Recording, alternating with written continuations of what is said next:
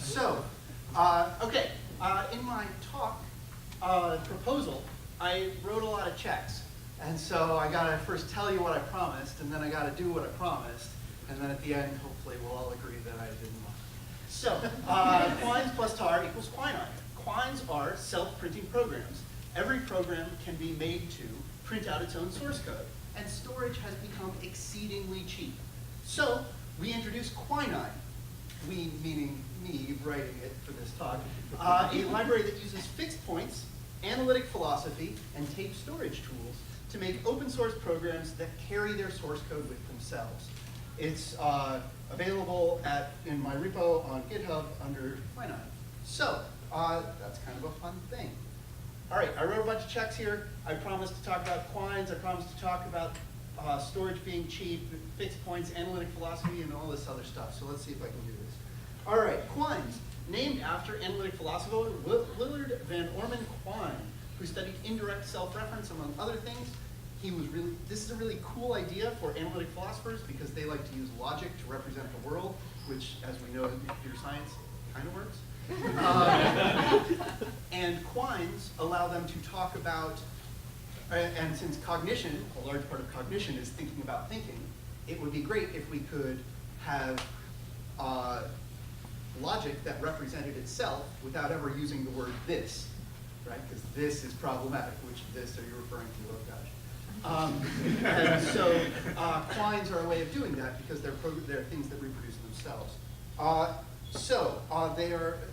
They are fixed points in the compile and run function. That is, they are the things that when you put into the compile and run function, you get out exactly what you put in. So it's a fun challenge, actually, to write a program that prints out its own source code. Usually the quotation marks are the tricky part, depending on which language you're working in. But it's a fun challenge. And honestly, the first time I did it, I'd probably seen examples before, but I still had to reinvent it because it's hard to remember the examples. So I'm going to spoil the challenge a little bit, but it turns out not to actually spoil it much. In English, you want to say something like, the following quotation twice, the second time in quotes. The following quotation twice, the second time in quotes. Notice that at no point do I ever say this. I have no back references here. It's all forward references. This idea is embodied in this program, which is actually valid Python and will print out itself, which is kind of neat. And let's make sure that it does. I totally thought I had, there we go. So I have this program, pyquine.py. It's exactly what you saw up there. And so if I run it, I should get itself out, right? So let me clear the screen, and we will cat pyquine.py, so that's just looking at the file. And then we're going to run it. And it looks pretty much exactly the same. We start off with the quotes, we start off with, it works, hooray. But let's, rather than using our eyes, which lie to us, let's use technology. And so we will run pyquine.py, and we will pipe the output through Python. We'll pipe that output.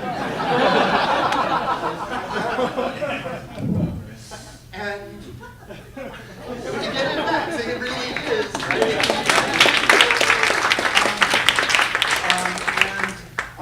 If we can actually pipe this through diff, and we will look at the difference between dash, which is a fancy file name that means standard input, and we will look at the difference between standard input and pyquine.py, and there is no difference. So it really does reproduce itself. It really is a fixed point in the compile and run cycle.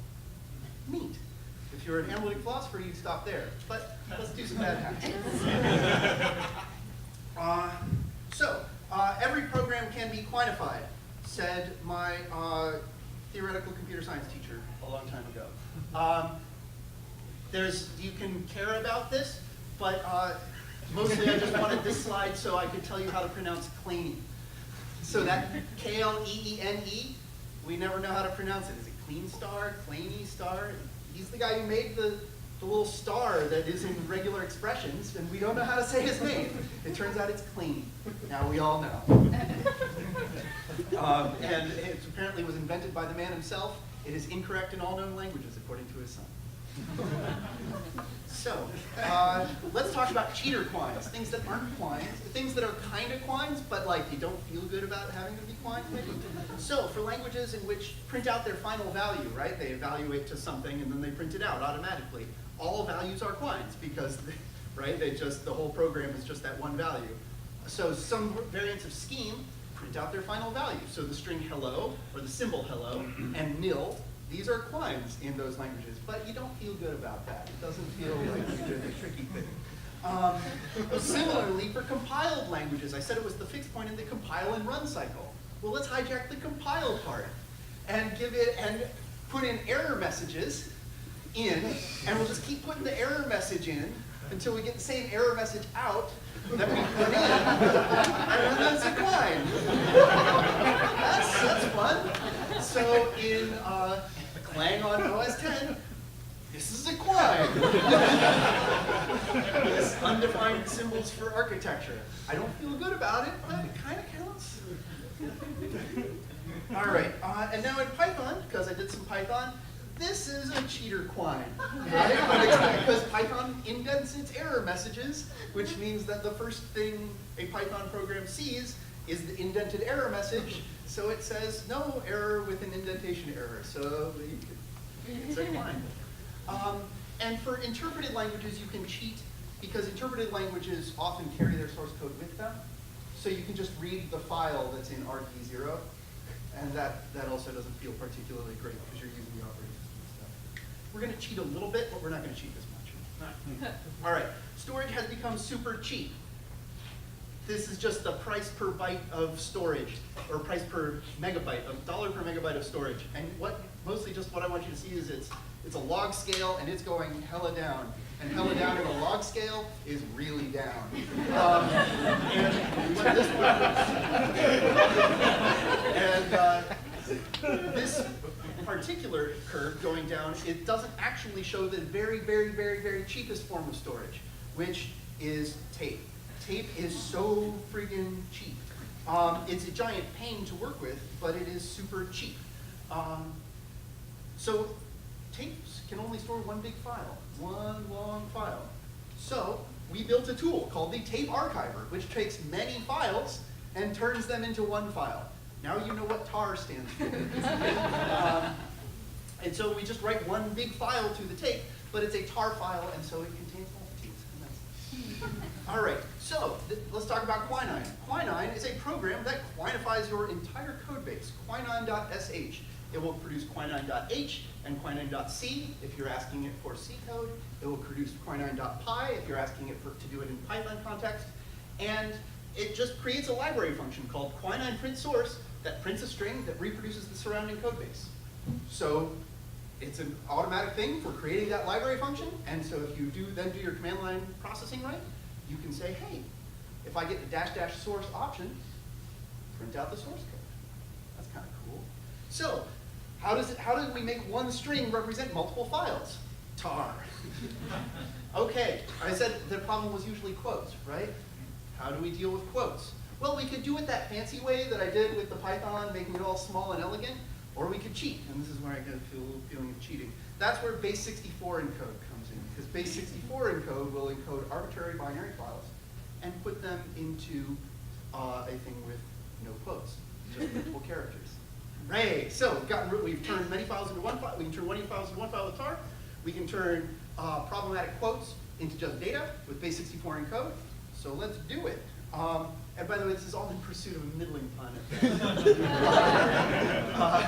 QUININE can be produced from coal tar. It was a big deal in the middle of the 20th century because previously you had to tear trees and get their bark, and that was bad. So this next page has been intentionally not quite left blank so that I can give a little demonstration. So if you look in this repository, I have a program called program.c. Program.c doesn't do much. So when I say that, let's look at it. Let's see, will it fit? It'll fit. And you can say, okay, this is actually almost the entire file. There's a usage message that says if you print help, it'll print this message. If you print source, it'll print the source for the program. And then all there is in main is, and this is the whole file now, it just says get the options, and if they ask to print out the usage, do that. If they ask to print out the source, otherwise print out hello world. It really is that silly a program. So, well, as part of the make process, so these are the only files, right? There's QUININE.sh, program.c. So, as part of the make process, I'm going to do all this stuff. Notice make called QUININE.sh. So now, when I run it, so now I've created, like I just said, QUININE.c, QUININE.h. If I run the program, it will print out hello world. If I run program dash source, or I think it was dash source? That seems right. Program dash source, I get this. This is not helpful. But remember, base 64 and tar. So let's undo that. So base 64 dash D for decode. Okay. And then pipe it through tar. And I can't see this. Let's fix that. Okay, so we're going to program dash source, pipe it through base 64 dash decode, pipe it through tar. And for now, just look at the table. And you can see, yeah, it contains program.c, the make file, and QUININE.sh in that tar file. So that's true. Let's make a directory temp, move the program to temp, because I don't want to overwrite the stuff in the directory. Let's see here. And so now we'll run program, and we'll pipe it through tar xv.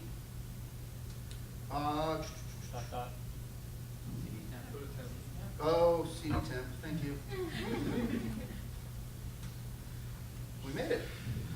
There they are. We got program.c again. Just so. Control L. And we've got program.c again, QUININE.sh and makefile, just like we promised. So, ta-da! We've made a quantifier, and it works. And that's really neat. So QUININE is Quine's made from